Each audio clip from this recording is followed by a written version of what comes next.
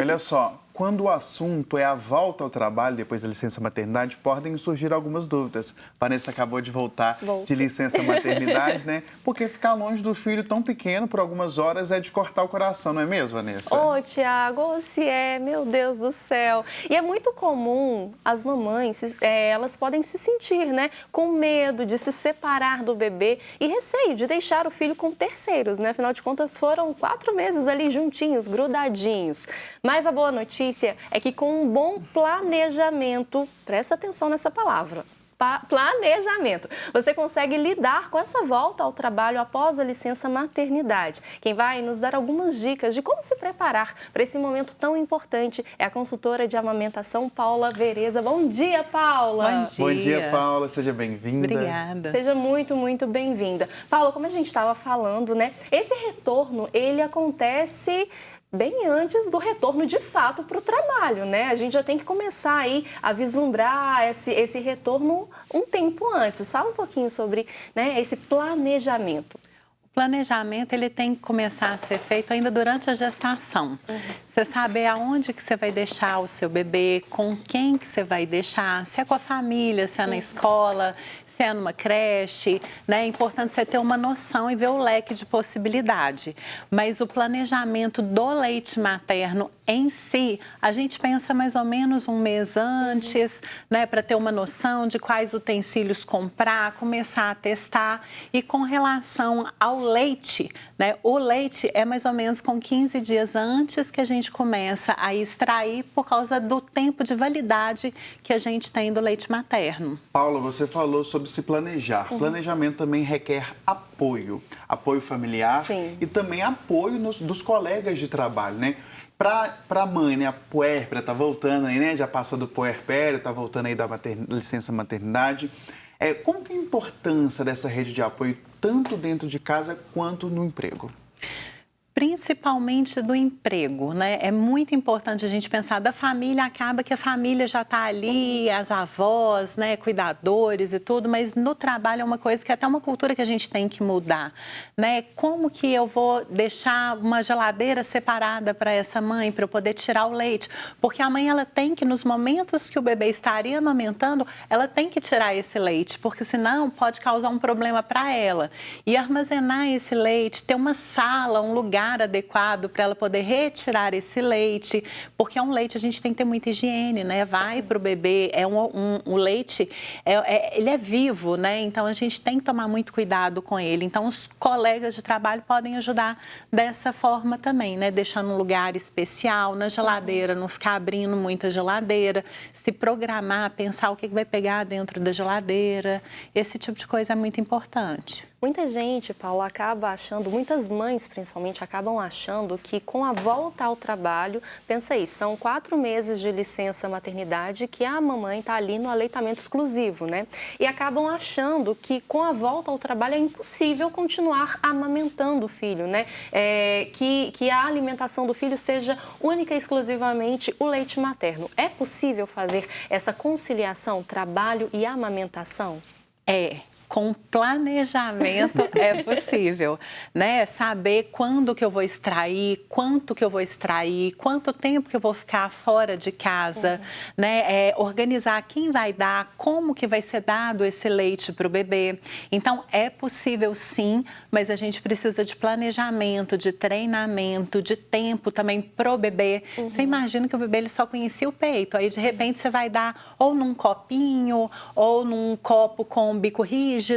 Então, a gente tem que pensar que o bebê ele também precisa de tempo para ele poder aprender a amamentar de forma que não seja no peito da mãe. Paula, você falou sobre a amamentação, né? A mãe veio para o emprego, fez a coleta, né, do leite. E aí você falou uma coisa muito importante também sobre o momento de dar esse amamento à criança. Muito importante também, na hora do planejamento, a mãe e a família escolher com quem o bebê vai ficar. Sim. Como que faz essa escolha? É melhor deixar com um parente, caso o parente possa? Caso o parente não possa, eu deixo numa escolinha, eu deixo com uma babá? como fazer essa escolha de quem vai ficar guardando a criança enquanto a mãe vai para o serviço? Porque tem toda uma logística aí, né, Paula? Isso, tem toda uma logística e é interessante ver que cada família tem um tipo de pensamento. Tem a família que prefere a babá porque vai estar ali no ambiente da casa, os pais às vezes podem ficar de olhos, hoje em dia tem câmera, né? Tem gente que prefere deixar com as avós, a gente tem que pensar se as avós têm o suporte, né, de cuidar, né, fisicamente, mentalmente, espiritualmente, porque não é tão simples cuidar de um bebê, requer muito. E eu, pelo menos, eu particularmente gosto muito de escola também, porque são mais pessoas olhando aquele bebê, é mais fácil de olhar, tem os estímulos certos no momento certo, né? Mas eu acho que vai muito de cada família. E só aproveitar aqui, gente, porque, né, estou aqui no trabalho, meu pequenininho tá com a Maria, que é mãe de uma grande amiga minha, e a gente conversou. Gente, a Paula é a minha consultora de amamentação, graças a ela eu consegui, né, extrair o melhor do meu corpo para oferecer para o meu filho. Já deixo aqui o agradecimento em rede nacional. Obrigada. E é muito importante isso, né, Paula, a gente ter a confiança até para que a mãe, no caso, né, eu estou aqui, mas eu estou extremamente tranquila sabendo que meu filho está bem cuidado, né? É muito importante. Gente, é o serzinho mais importante da sua vida, né? E é um ser totalmente dependente, que não se comunica ainda de uma forma adequada. Não verbal consegue comunicar. A gente consegue olhar para o bebê e ver o que está acontecendo ali. Mas é muito delicado para toda a família, principalmente para a mãe que tem esse laço, esse vínculo com o bebê, que era assim, de 3 em 3 horas o tempo inteiro amamentando, né? Paula, a gente falou muito sobre a mãe, sobre as ajudas externas. Os homens, no caso de nós homens, o pai, como que o pai também é importante nesse retorno à maternidade? Como é que o pai pode ajudar também?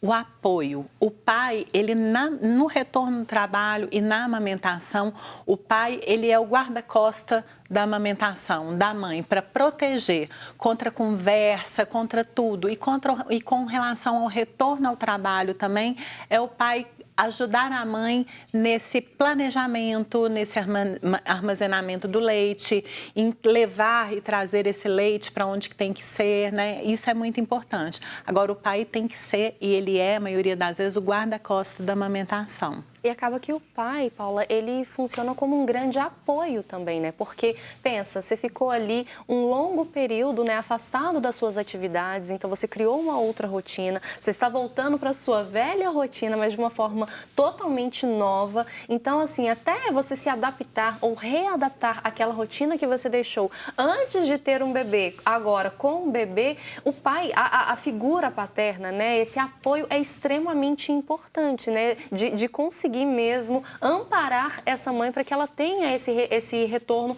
da forma mais tranquila e respeitosa também. Sim, inclusive pensando na noite, né? Porque a mulher, ela vai agrupando serviços, né?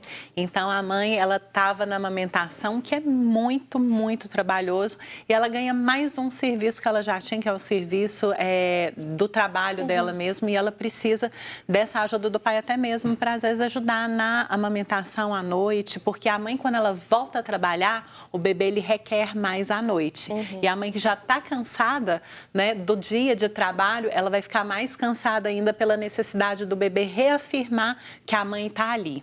Você falou de cansaço, né? É uma rotina nova. Um bebê em casa muda completamente a rotina, né, Vanessa? Muda completamente. É importante que a mãe também cuide da mente, da saúde mental, e também é importante que a mãe tenha também seu tempo para ela.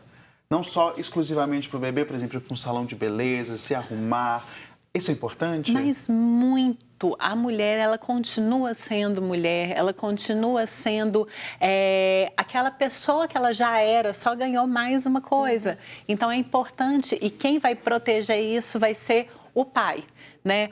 A única coisa que o pai não consegue fazer é amamentar. O resto tudo o pai consegue fazer. Então, a mãe amamenta, ela deixa com o pai para rotar, para fazer os cuidados. Enquanto isso, a mãe vai lá, arruma o cabelo dela, sai fazer unha, pode sair também com as amigas, trocar uma ideia é importante, né? Então, o apoio de mães com mães também ajuda muito na amamentação, é cientificamente comprovado.